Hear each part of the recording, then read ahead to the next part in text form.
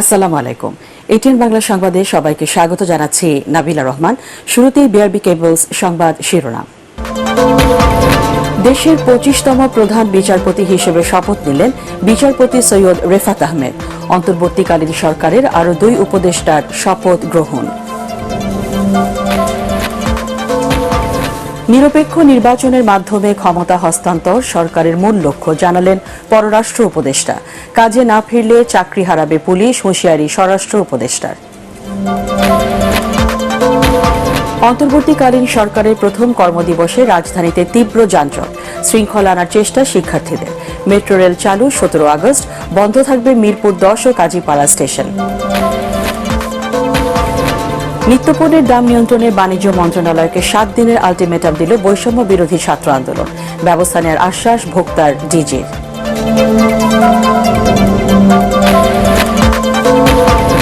এবং পরাজিত শক্তি দেশের শান্তি বিনষ্ট করতে মরিয়া, মন্তব্য ওলামাদের। অবিলম্বে সাম্প্রদায়িক সহিংসতা ও হত্যা নির্যাতন বন্ধের দাবি সংখ্যালঘুদের। শুনছিলেন বিআরবি কেবলস সংবাদ শিরোনাম, এবার বিস্তারিত। দেশের 25তম প্রধান বিচারপতি হিসেবে শপথ নিলেন হাইকোর্ট বিভাগের বিচারপতি সৈয়দ রেফাত আহমেদ। এছাড়াও শপথ নিয়েছেন অন্তর্বর্তীকালীন সরকারের 2 উপদেষ্টা বিধান রঞ্জন রায় ও সুপ্রদীপ চাকমা। বঙ্গভবনে তাদের শপথ পড়ান রাষ্ট্রপতি মোহাম্মদ শাহাবুদ্দিন। বিস্তারিত আপেল মাহমুদের রিপোর্টে। দেশের 24তম প্রধান বিচারপতি ওবায়দুল হাসান পদত্যাগের পর নতুন প্রধান বিচারপতি হিসেবে সৈয়দ রেফাত আহমেদকে নিয়োগ দেন রাষ্ট্রপতি মোহাম্মদ শাহাবুদ্দিন। দুপুর 12টা 40 বঙ্গভবনের দরবার হলে 71-এর মুক্তিযুদ্ধে বীর শহীদ ও ছাত্র আন্দোলনে শহীদদের শ্রদ্ধা জানিয়ে 1 মিনিট নীরবতা পালনের মধ্যে দিয়ে শুরু হয় শপথ গ্রহণের আনুষ্ঠানিকতা। অনুষ্ঠান পরিচালনা করেন মন্ত্রিপরিষদ সচিব মাহবুব হোসেন। উপস্থিত ছিলেন অন্তর্বর্তীকালীন সরকারের প্রধান উপদেষ্টা ডক্টর মোহাম্মদ ইউনূস সহ উপদেষ্টা মণ্ডলীর সদস্যরা। নিজের উপর অর্পিত দায়িত্ব সততা ও নিষ্ঠার সাথে পালনের প্রতিশ্রুতি দিয়ে 25তম প্রধান বিচারপতি হিসেবে শপথ নেন সৈয়দ রেফাত আহমেদ। বাংলাদেশের প্রধান বিচারপতি নিযুক্ত হইয়া সশ্রদ্ধ চিত্তে শপথ করিতেছি যে আমি আইন অনুযায়ী ও বিশ্বস্ততার সহিত আমার পদের কর্তব্য পালন করিব। শপথ শেষে কুশল বিনিময় করেন অন্তর্বর্তীকালীন সরকারের প্রধান উপদেষ্টার সাথে। 8 আগস্ট ডক্টর মোহাম্মদ ইউনূসের নেতৃত্বে অন্তর্বর্তীকালীন সরকারের 17 সদস্যের মধ্যে শপথ নেন 14 জন উপদেষ্টা। প্রধান বিচারপতির শপথের পর রাষ্ট্রপতির কাছে শপথ নিলেন এই সরকারের আরো 2 উপদেষ্টা। পালন করিব। আমি বাংলাদেশের প্রতি অকৃত্রিম বিশ্বাস ও আনুগত্য পোষণ করিব। দেশের বাইরে থাকায় শপথ নিতে পারেননি আরেক উপদেষ্টা ফারুকী আজম।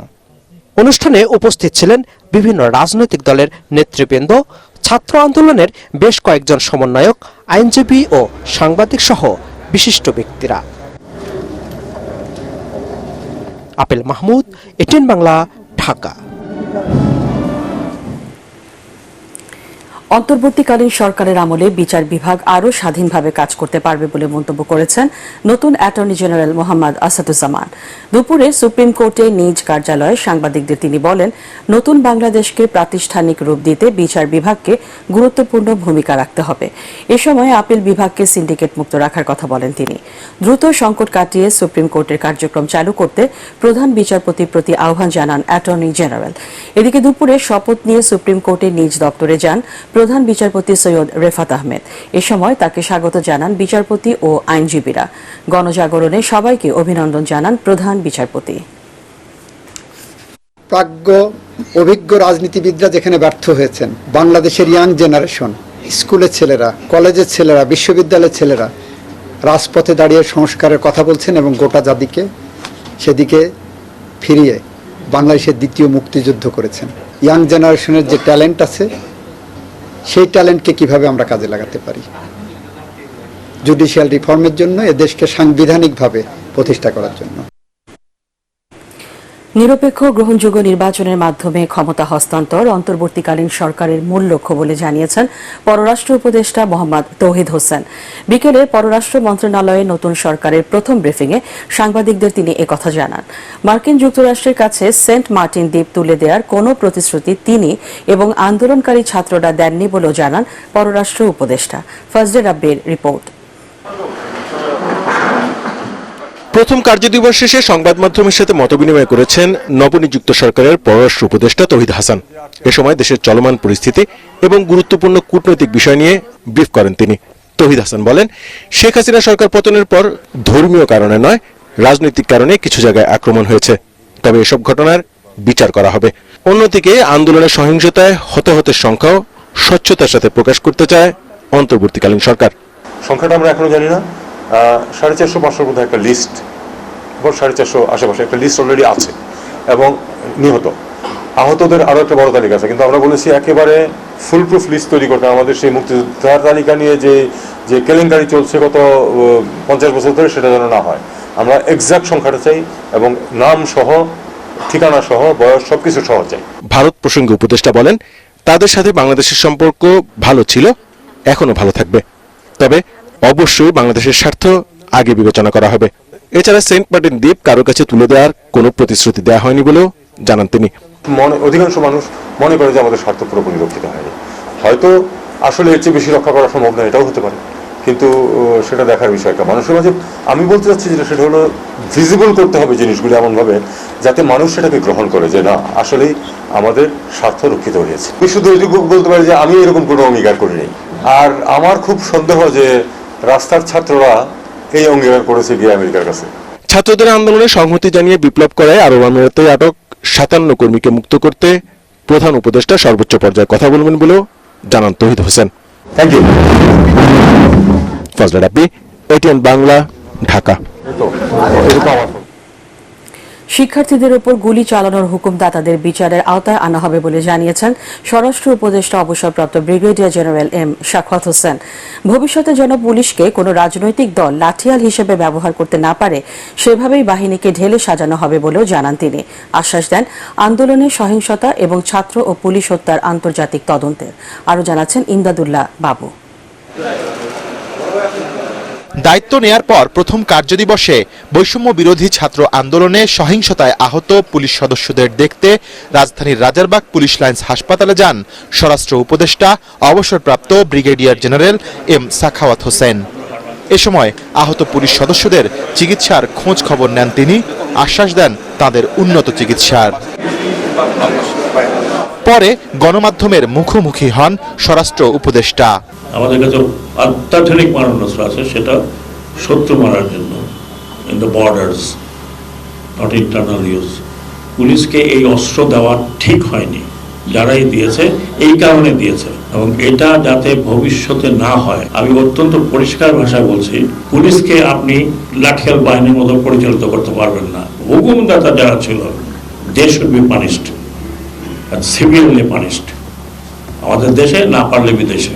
তিনি আরও জানান, আবু সাইদকে হত্যার ঘটনায় রংপুরের পুলিশ কমিশনার সহ সংশ্লিষ্ট কর্মকর্তাদের বরখাস্ত করা হয়েছে। আমরা কোনো পলিটিশিয়ান তৈরি করেন নাই, চাটুকার তৈরি করেছি। এমন চাটুকার তৈরি করেছি যে মানুষ পড়ে যাচ্ছে কিন্তু না, সব ঠিক আছে, সব ঠিক আছে।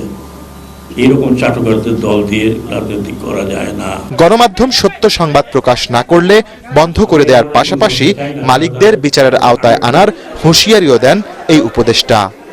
এইরকম চুরি 4,000-5,000 কোটি টাকার কারোর নিচে নাই, 10টা-12টা করে বাড়ি বিদেশে।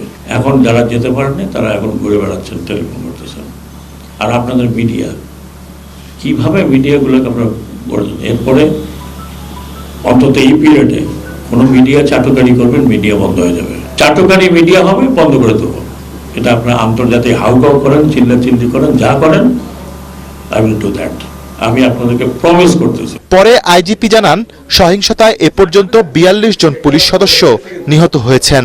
ট্রাফিক ব্যবস্থাপনায় এরই মধ্যে রাজধানীর ভিআইপি সড়কগুলোর নিয়ন্ত্রণ নিয়েছে পুলিশ সদস্যরা। ইন্টারকন্টিনেন্টাল থেকে জাহাঙ্গীর গেট পর্যন্ত এটা আমরা চালু করেছি, এবং ওটাকে বেশি করে ফোর্স দিয়ে, বেশি করে ট্রাফিক পুলিশ দিয়ে এনফোর্সমেন্টের কাজ করতেছি সাইড বাই সাইড। ওখানে যারা আমাদের সঙ্গে ছিল ছাত্ররাও আছে, আবার ওই বিএনসিসি স্কাউট তারাও আছে, কিন্তু এটা করতেছি এবং এটা অচিরেই এটা শেষ হয়ে যাবে।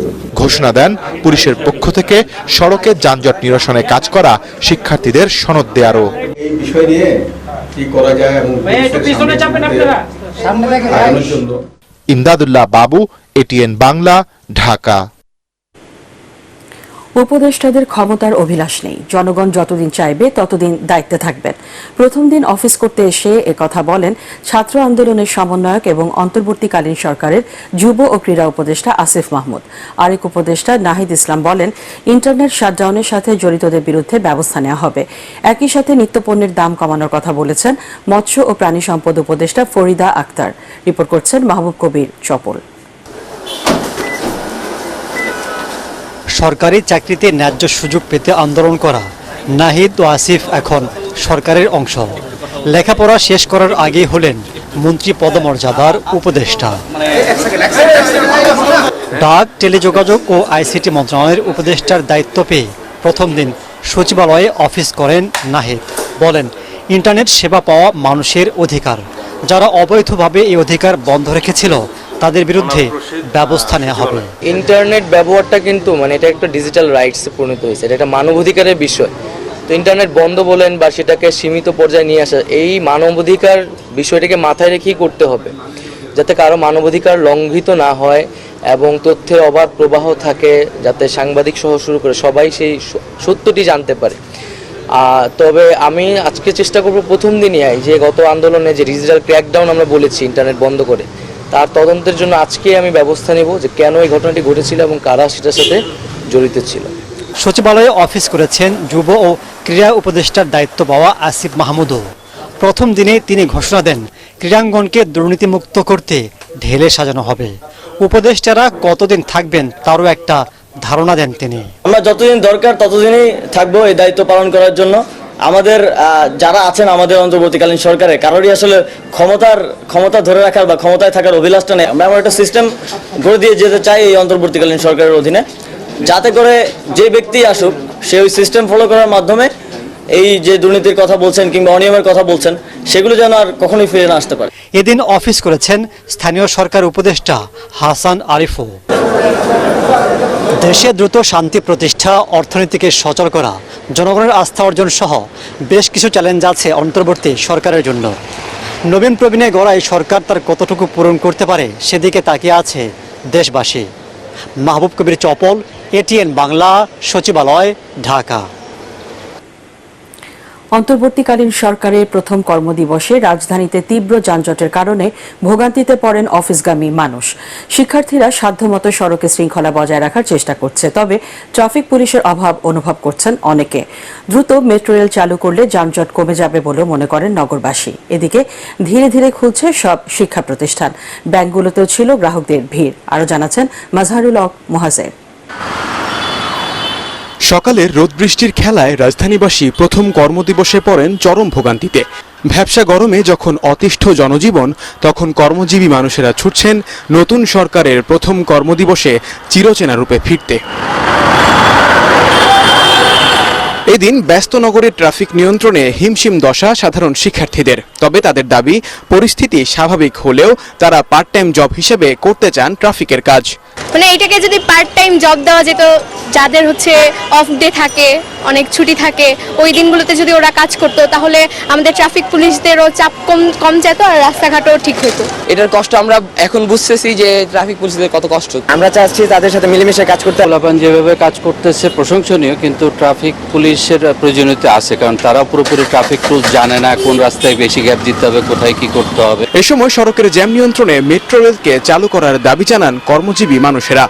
এখন মেট্রো রেলটা যে স্টপেজ হয়তো ভাঙচুর করছে, ওই স্টপেজ বাদ দিয়ে শুনছিলাম যে চালু করবে। মেট্রো রেলটা চালু করে দিলে আমাদের অনেক সুবিধা হবে মিরপুরবাসীর জন্য। এদিকে আজ থেকে শিক্ষা প্রতিষ্ঠান আবার পুরোদমে চালু নির্দেশ থাকলেও বাস্তবতা ভিন্ন। স্কুল কলেজ চালু থাকলেও নেই শিক্ষার্থীদের উপস্থিতি।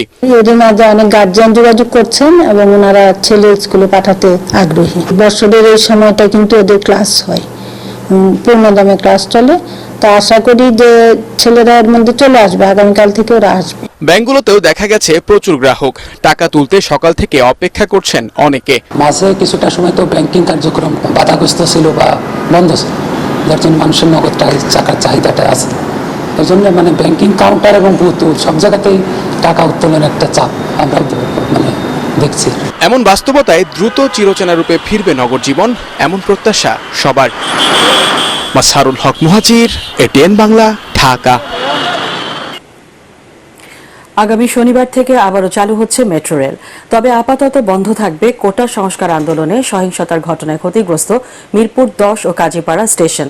অন্তর্বর্তীকালীন সরকারের প্রধান উপদেষ্টা ডক্টর মোহাম্মদ ইউনূসের সাথে সচিবদের বৈঠকে এই সিদ্ধান্ত নেওয়া হয়। মেট্রো রেল নির্মাণ ও পরিচালনার দায়িত্বে থাকা Dhaka mass transit company limited DMTCL এর ব্যবস্থাপনা পরিচালক বিষয়টি নিশ্চিত করেছেন। দায়িত্বে ফিরতে পুলিশের ভয়ের কিছু নেই বলে আশ্বস্ত করেছেন বৈষম্য বিরোধী ছাত্র আন্দোলনের অন্যতম সমন্বয়ক সার্জিস আলম ও মাহিন সরকার। দেশের প্রয়োজনেই দ্রুত থানায় ফেরার আহ্বান জানিয়েছেন তারা। এটিএন বাংলাকে দেয়া একান্ত সাক্ষাৎকারে এই দুই সমন্বয়ক জানান, রাস্তা ছেড়ে দ্রুতই শিক্ষা প্রতিষ্ঠানে ফিরবেন শিক্ষার্থীরা। রিপোর্ট করছেন আদ্দিন সজীব। বৈষম্য বিরোধী ছাত্র আন্দোলনে যখন উত্তাল গোটা দেশ, তখন সবচেয়ে বেশি প্রশ্নবিদ্ধ হয় পুলিশের ভূমিকা। কোথাও কোথাও অতি উৎসাহী হয়ে ছাত্র জনতার উপর নির্বিচারে গুলি চালায় কেউ কেউ। এটিএন বাংলাকে দেয়া সাক্ষাৎকারে আন্দোলনের অন্যতম সমন্বয়ক সার্জিস আলম বলেন, ফেসিবাদী সরকারের হুকুমেই গুলি চালিয়েছে পুলিশ। সবাই দোষী নয়, অতি উৎসাহী কর্মকর্তা ও সদস্যদের বিচার হবে। আপনার মাধ্যমে আমি পুরো বাংলাদেশের মানুষ, তরুণ প্রজন্মের জন্য বলতে চাই, পুলিশকে না আসলে আমাদের প্রতিপক্ষ মনে করে দেখলে চলবে না। তারা কোনো কিছু স্বেচ্ছায় করেনি, তাদেরকে বাধ্য করা হয়েছে। তারা একটি চাকরি করে, সে যদি ওই অর্ডারটা না মানে তার চাকরি চলে যাবে। এটা করেছে ওই ফ্যাসিস্ট সরকার, তার পতন হয়েছে। এরপরে ফ্যাসিস্ট সরকার যাদেরকে অর্ডার করেছে ওই হায়ার অথরিটিগুলো, তাদেরও পতন হবে। আমরা মনে করি যে তাদেরকে শত্রু হিসেবে দেখার প্রয়োজন নেই, বরং এখন সময় এসেছে তাদেরকে সহযোগিতা করার। তারাও আমাদের পরিবারের কেউ বা আমাদের আশেপাশের কারো পরিবারের কেউ, তাদেরকে সহযোগিতা করতে হবে এবং তাদেরকে উৎসাহ দিতে হবে যে আপনাদের যে ইমেজটি চলে গিয়েছে সেটি আপনাদেরই কাজের মাধ্যমে ফিরিয়ে আনতে হবে এবং পুলিশ, ছাত্র, মানুষ সবার একটা সমন্বয়ে দেশটাকে এগিয়ে নিয়ে যেতে হবে। থানায় পুলিশ না থাকায় দেশের বিভিন্ন স্থানে ডাকাতি সহ কোথাও কোথাও বিশৃঙ্খলা হচ্ছে বলেও স্বীকার করেন আরেক সমন্বয়ক মাহিন সরকার। তাই তাদের সহযোগিতা করতে আহ্বান জানান তারা। রাষ্ট্রের সব জায়গাতেই ছাত্র প্রতিনিধি ইনশাল্লাহ এখন থাকবে আমরা বিশ্বাস করি, কারণ রাষ্ট্রের যে উপদেষ্টা পরিষদ সেখানে কিন্তু আমাদের 2 জন প্রতিনিধি আছে।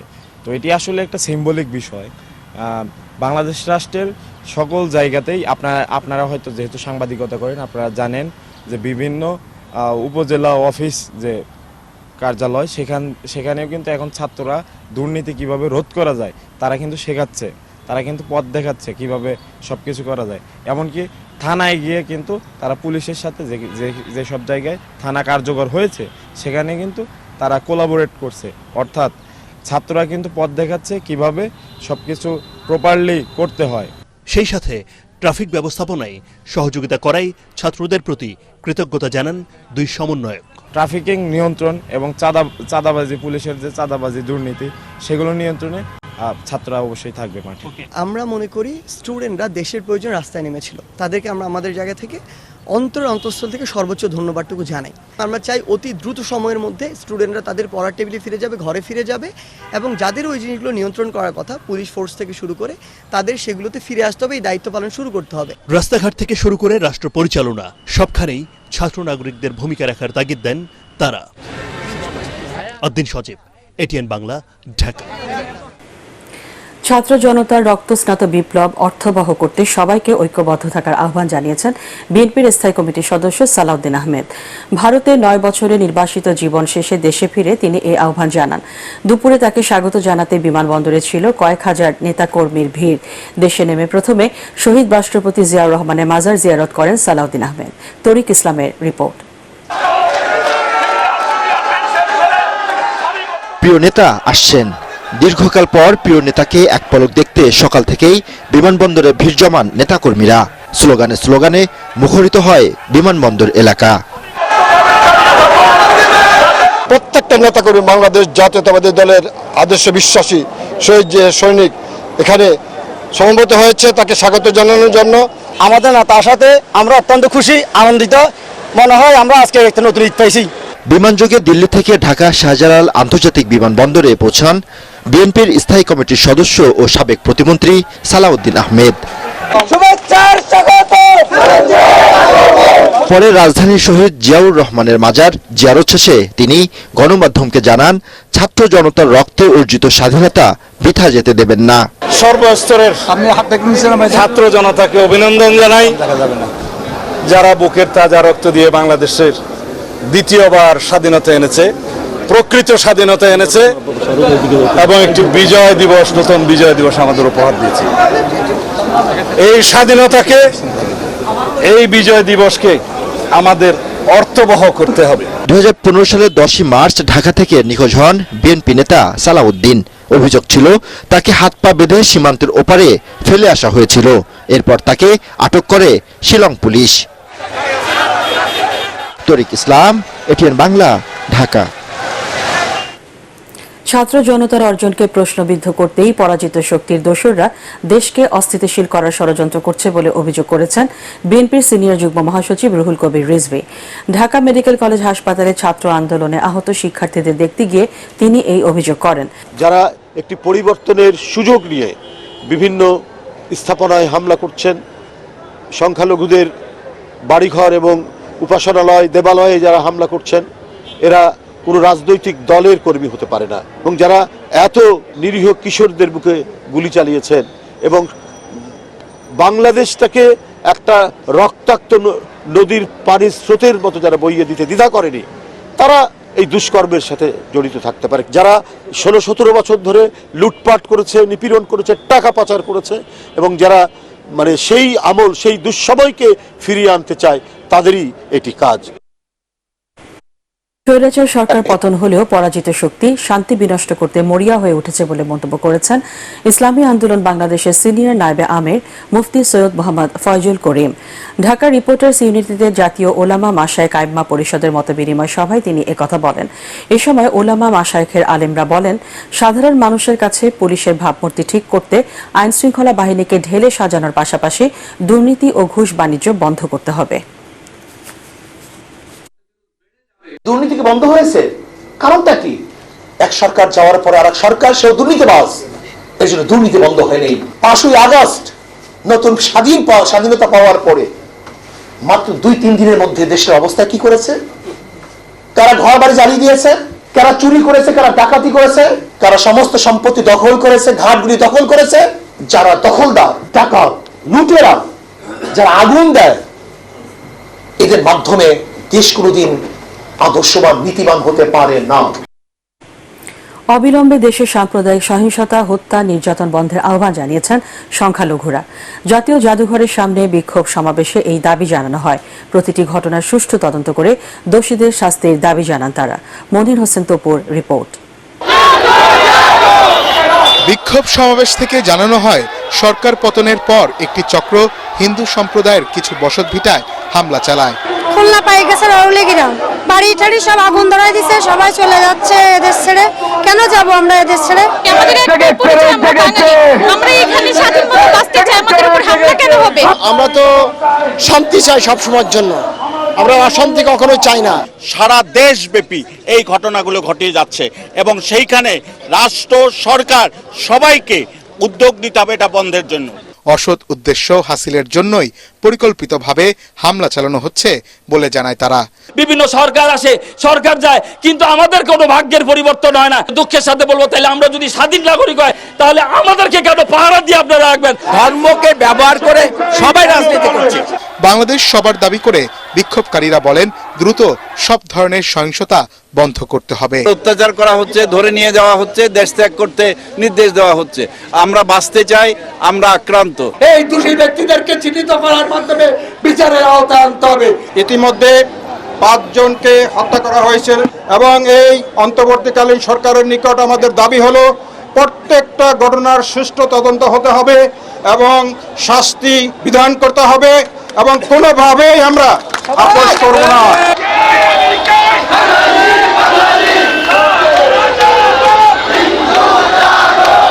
বিক্ষোভ সমাবেশ শেষে মিছিল বের করা হয়, যা শাহবাগ হয়ে শহীদ মিনারে গিয়ে শেষ হয়।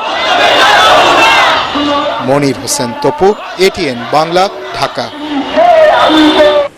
সাবেক প্রধানমন্ত্রী শেখ হাসিনাকে দেশে ফিরিয়ে এনে বিচারের দাবি জানিয়েছেন বিএনপি চেয়ারপারসনের উপদেষ্টা ও সাবেক উপমন্ত্রী অ্যাডভোকেট রুহুল কুদ্দুস তালুকদার দুলু। বিকেলে নাটোরের নলডাঙ্গা উচ্চ বিদ্যালয় মাঠে আয়োজিত জনসভায় তিনি এ দাবি জানান। দুলু বলেন, ছাত্র জনতা হত্যাকারী শেখ হাসিনা দেশ ছেড়ে ভারতে পালিয়ে গেলেও বিশ্বের কোনো রাষ্ট্র তাকে আশ্রয় দিচ্ছে না। নলডাঙ্গা উপজেলা বিএনপির সভাপতি আতিকুর রহমান তালুকদারের সভাপতিত্বে জনসভায় অন্যান্যের মধ্যে বক্তব্য রাখেন জেলা বিএনপির আহ্বায়ক শহীদুল ইসলাম বাচ্চু, জেলা বিএনপির যুগ্ম আহ্বায়ক সাবিনা ইয়াসমিন ছবি, যুগ্ম আহ্বায়ক ফরহাদ আলী দেওয়ান শাহিন সহ আরো অনেকে।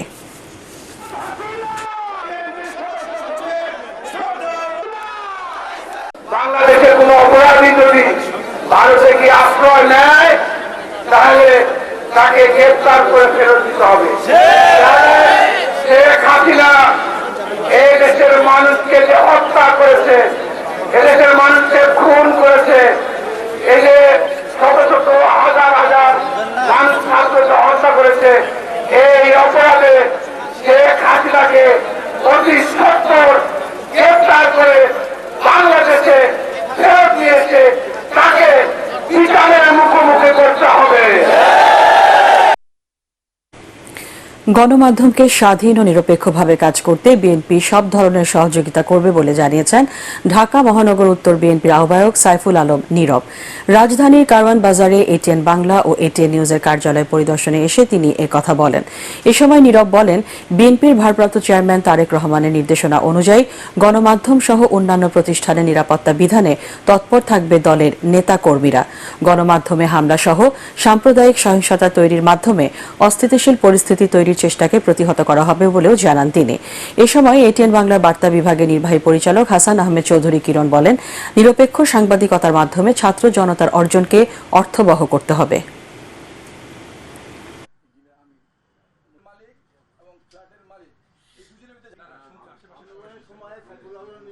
একটি মহল আজকে বাংলাদেশে বিভিন্ন হিন্দু সম্প্রদায়ের উপর হামলা করছে, মন্দির ভাঙচুর করছে, বিভিন্ন প্রতিষ্ঠানে হামলা করছে।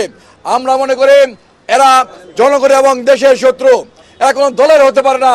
তাই বাংলাদেশের সবার কাছে আহ্বান থাকবে, ছাত্র জনতার কাছে আহ্বান থাকবে, আপনারা ঐক্যবদ্ধভাবে এই সন্ত্রাসী কর্মকাণ্ডকে প্রতিহত করবেন। বাংলাদেশের অত্যন্ত জনপ্রিয় দল জাতীয়তাবাদী ছাত্র দল, জাতীয়তাবাদী যুব দল সহ আপনারা যারা আছেন তারা আপামর মানুষের পাশে থাকবেন।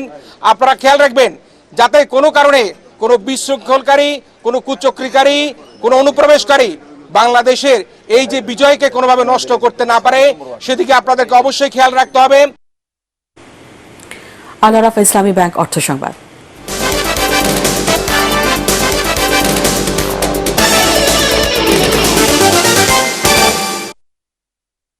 নরসিংদীতে একটি প্রাইভেট কারে তল্লাশি চালিয়ে ৮.৮ লাখ টাকা সহ ৩ জনকে আটক করেছে ট্রাফিকের দায়িত্বে থাকা একদল শিক্ষার্থী। শনিবার ঢাকা সিলেট মহাসড়কে নরসিংদীর সাহেব প্রতাপ মোড় এলাকায় এ ঘটনা ঘটে। এর সত্যতা নিশ্চিত করেছেন আনসার ভিডিপির জেলা কমান্ড্যান্ট অ্যাডজুটেন্ট মোহাম্মদ জাহিদুল ইসলাম। আটক ৩ জন হলেন ব্রাহ্মণবাড়িয়া জেলার আশুগঞ্জের হরিয়ালা এলাকার মনির হোসেন, রাসেল আহমেদ এবং আশুগঞ্জের প্রাইভেট কার চালক জুলহাস মিয়া। শিক্ষার্থী ও আনসার সূত্রে জানা গেছে, প্রাইভেট কারে থাকা 2টি ব্যাগ তল্লাশি করে এসব টাকা পাওয়া যায়। টাকার উৎস সম্পর্কে জানতে চাওয়া হলে কোনো সদুত্তর পাওয়া যায়নি। উৎস ও মালিক সম্পর্কে নিশ্চিত না হওয়া পর্যন্ত এসব টাকা জেলা ট্রেজারিতে সংরক্ষণ থাকবে।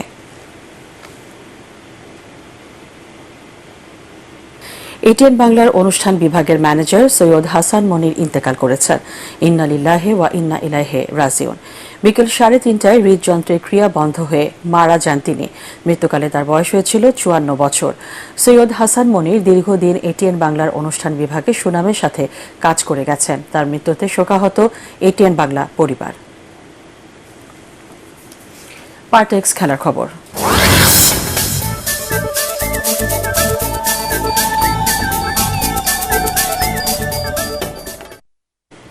মাশরাফি বিন মুর্তজা 2018 সালে রাজনীতিতে যোগ দিয়ে হয়েছিলেন সংসদ সদস্য। তার পথ ধরে সাকিব আল হাসান 2024 সালে আওয়ামী লীগের ব্যানারে নির্বাচন করে সংসদ সদস্য নির্বাচিত হন। কোটা সংস্কার আন্দোলন চলাকালে নির্বিচারে মানুষ হত্যার ঘটনায় নীরব ছিলেন মাশরাফি ও সাকিব। ক্রিকেটার থাকা অবস্থায় কারোরই রাজনীতিতে আসা উচিত নয় বলে মনে করেন জাতীয় দলের wicketkeeper Nurul Hasan Sohan. But এমন মানুষ আসা উচিত না যারা স্পোর্টসটারে নিয়ে বিজনেস করতে চায়, তাদের পার্সোনাল কোনো এজেন্ডা নিয়ে এখানে আসে। এই টাইপের মানুষ ক্রিকেটের সাথে থাকা দরকার নেই। এবং পুরো আমরা জানি যে আপনারা জানেন যে অনেকে হয়তো বিজনেস প্রতিষ্ঠানগুলো আসে, আমার কাছে মনে হয় না যে তারা কোনো এখান থেকে বিজনেস লাভের জন্য আসে। শেষ করার আগে বিআরবি কেবলস সংবাদ শিরোনাম জানিয়ে দিচ্ছে আরেকবার। দেশের 25তম প্রধান বিচারপতি হিসেবে শপথ নিলেন বিচারপতি সৈয়দ রেফাত আহমেদ। অন্তর্বর্তীকালীন সরকারের আরও 2 উপদেষ্টার শপথ গ্রহণ। নিরপেক্ষ নির্বাচনের মাধ্যমে ক্ষমতা হস্তান্তর সরকারের মূল লক্ষ্য, জানালেন পররাষ্ট্র উপদেষ্টা। কাজে না ফিরলে চাকরি হারাবে পুলিশ, হুঁশিয়ারি স্বরাষ্ট্র উপদেষ্টার। অন্তর্বর্তীকালীন সরকারের প্রথম কর্মদিবসে রাজধানীতে তীব্র যানজট, শৃঙ্খলা আনার চেষ্টা শিক্ষার্থীদের। মেট্রো রেল চালু 17 আগস্ট, বন্ধ থাকবে মিরপুর 10 ও কাজীপাড়া স্টেশন। এবং পরাজিত শক্তি দেশের শান্তি বিনষ্ট করতে মরিয়া, মন্তব্য ওলামাদের। অবিলম্বে সাম্প্রদায়িক সহিংসতা ও হত্যা নির্যাতন বন্ধের দাবি সংখ্যালঘুদের।